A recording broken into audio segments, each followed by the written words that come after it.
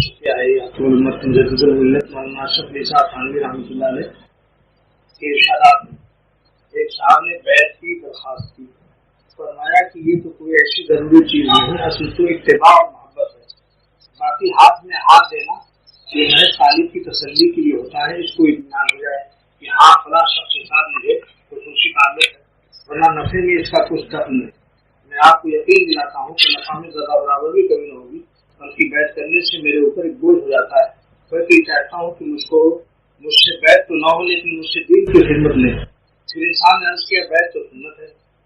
فرمایا بھی سنت ہے مگر مستحب کے درجے میں، اور سنت کی بھی بیعت کی حقیقت ہے نہ کی صورت، یعنی ہاتھ پر ہاتھ رکھنا بیعت کی صورت ہے، حقیقت تو یہ ہے کہ شیخ سے محبت ہو اور اس سے مشورہ لیا جائے اصلاح نفس کے لیے، اور پھر اس مشورے کی اتباع ہو، تب حقیقت بیعت حاصل ہے، ورنہ رسمی ہے،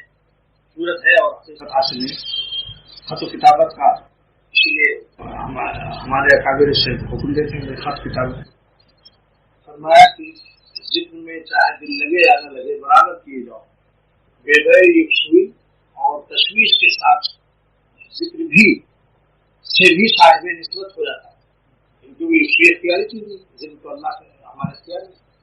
تشویش قلب بھی ہے، یکسوئی بھی نہیں ہے، وساوس بھی آ رہے ہیں، اگر یہ ذکر پر دوام کرتا رہے گا تو صاحب نسبت ہو جائے گا،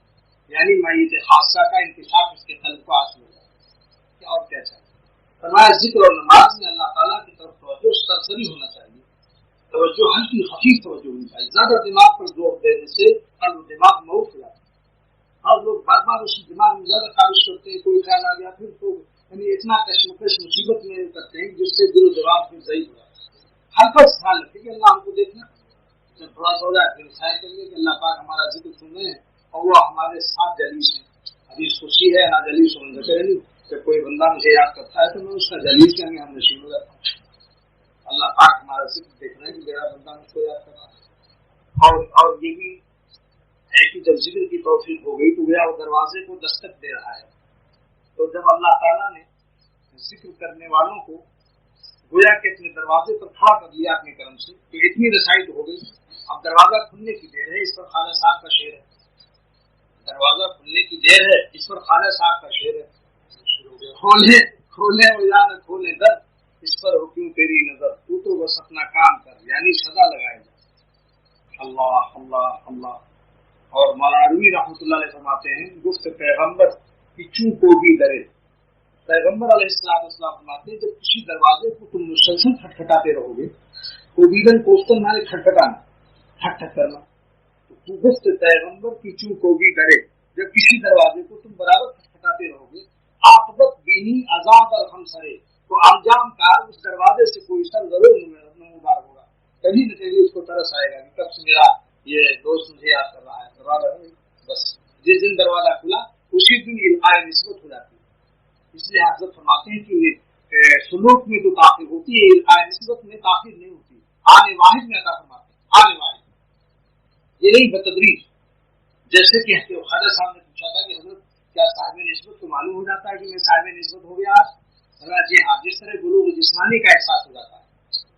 15 سال میں بالغ ہوتا ہے لیکن اس بلوغ آنے واحد میں ہوتا ہے، اس میں تدریج نہیں ہوتی کہ آج آدھا بالغ ہوا کل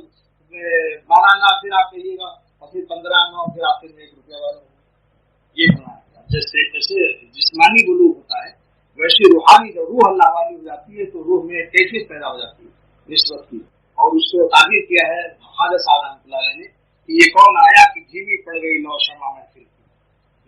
یہ کون آیا کہ دھیمی پڑ گئی لو شمع محفل کی، پتنگوں کے اڑنے لگی چنگاریاں دل کی، کیونکہ جب انسان